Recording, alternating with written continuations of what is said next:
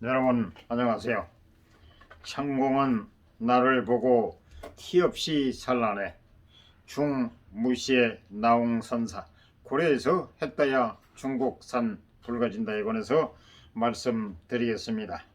중국에서 고려로 돌아왔을 때 나홍선사는 37세였습니다. 지금 나이로 치면 젊디 젊은 나이였습니다. 나이에 비해 나홍의 내공은 전혀 달랐습니다.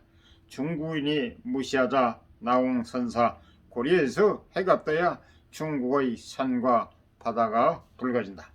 나홍이 중국에 머물 때였습니다. 스승인 지공선사는 원나라 수도였던 연징, 지금의 베이징에서 가장 유명한 스님이었습니다.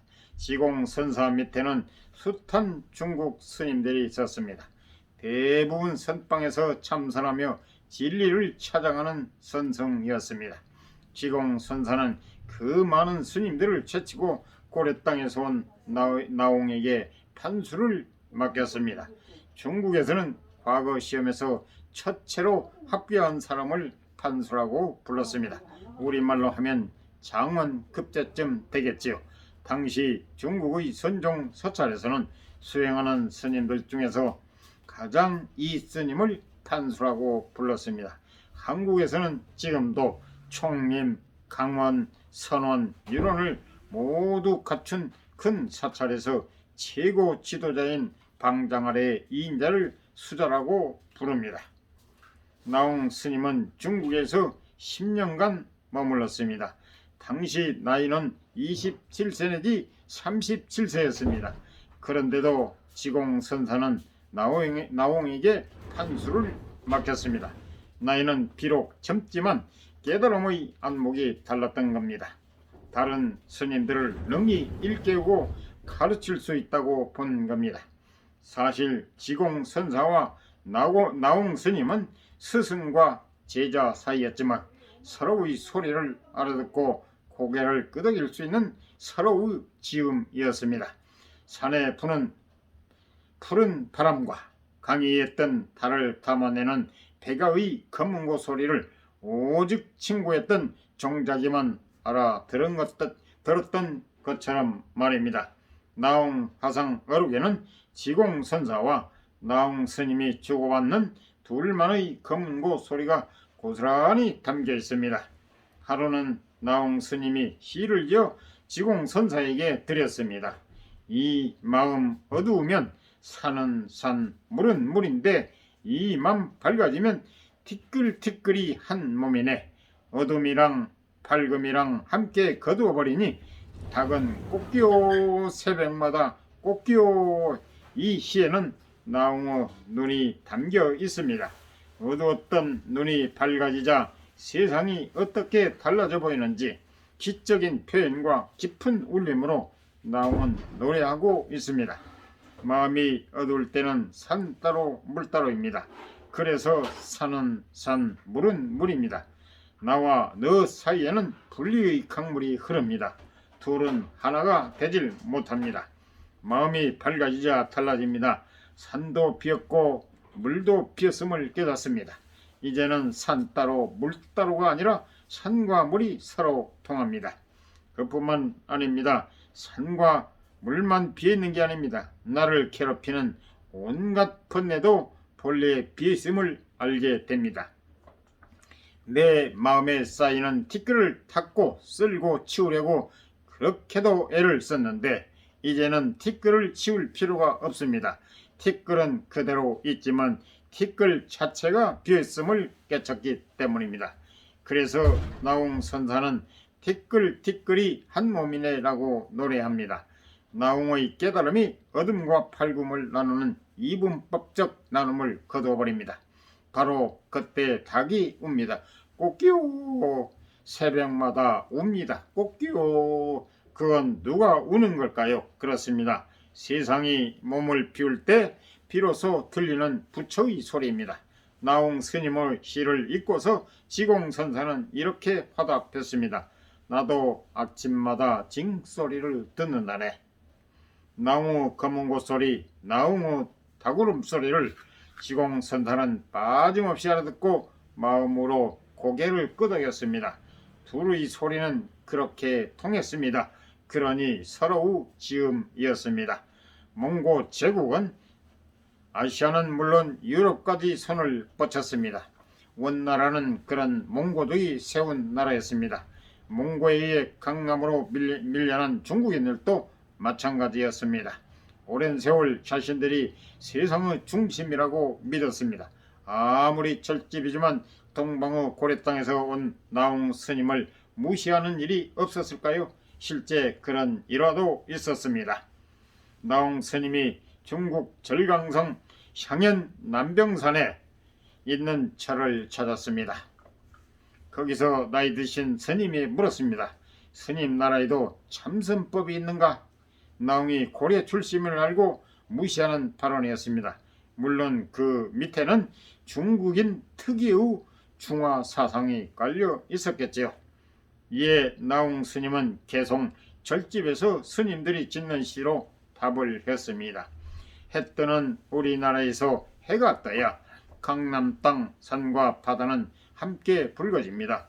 그런 말씀 마시지요. 우리는 우리, 너는 너라고 신령한 빛이야 언제나 그 빛이지요.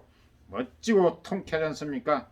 대륙의 동쪽 끝이라 우리나라는 옛부터 동국이라고 불렸습니다. 그런데 동쪽 끝에 있는 고려에서 해가 떠야 비로소 중국 대륙의 강남과 강북에도 빛이 들어온 법입니다. 그래서 함께 붉어지는 겁니다. 나홍의 지적은 여기서 그치지 않습니다.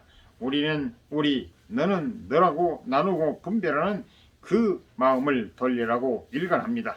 사람의 마음속에 있는 신령한 빛은 동과 서를 나누지 않고 남과 북을 가르지 않는 언제나 신령한 그 빛이기 때문입니다.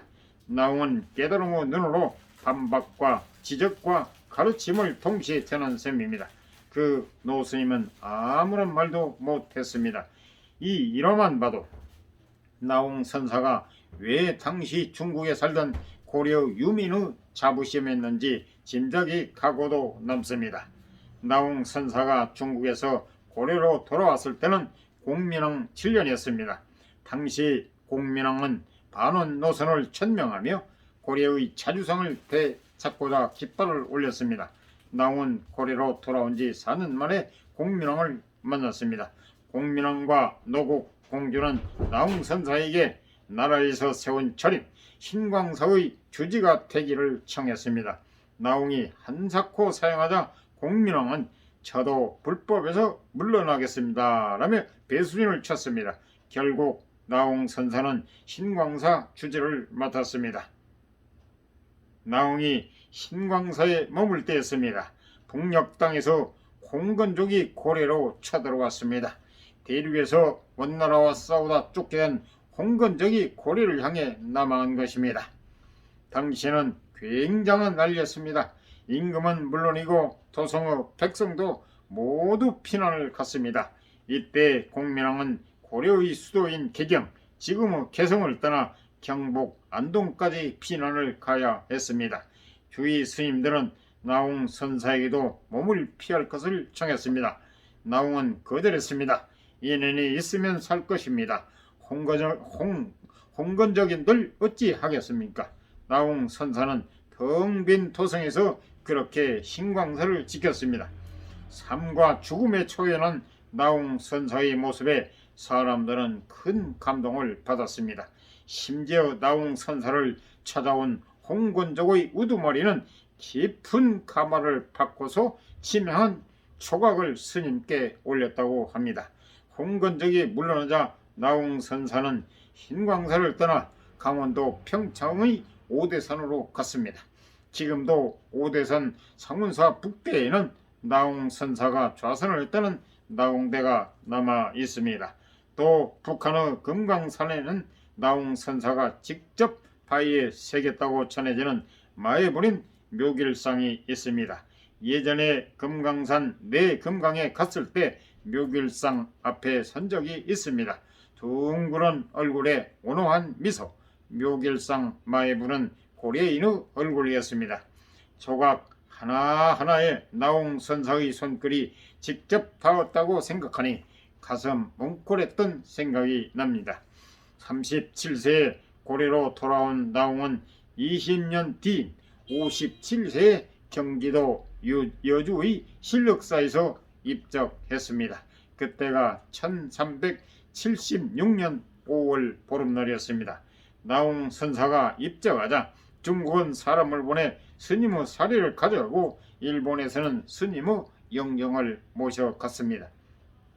나홍의 명성은 동북아에서도 이미 널리 알려져 있었습니다. 포은 정몽주, 야운 길재와 함께 사문으로 불렸던 고려말로 충신 목원 이색은 나홍 선사의 빗돌 비석에 이렇게 기록했습니다. 한평생 세속의 문자를 익히지 않으셨으나 그를 청하는 사람이 있으면 붓을 들어 그 자리에서 써주셨는데 아무런 힘들임 없이 짓는데도 그 이치와 멋이 깊고 그겠다. 나홍 선사는 공민왕의 스승이었고 무학대사의 스승이었습니다. 무학대사는 조선을 건국한 태조 이성계의 왕사였습니다. 고려와 조선을 잇는 건널목에 나홍이라는 걸출한 선사가 있어 이 땅에 살아 숨쉬는 불교가 가능하게 했습니다. 700년 세월이 흘렀지만 나홍 선사의 노래는 여전히 우리 가슴을 적십니다. 청사는 나를 보고 말없이 살라하고 창공은 나를 보고 티없이 살라하네. 노여움도 내려놓고 아쉬움도 내려놓고 물같이 바람같이 살다가 가라 하네. 이상 도움이 되셨으면 구독, 좋아요, 알람 꾹 눌러주세요. 감사합니다.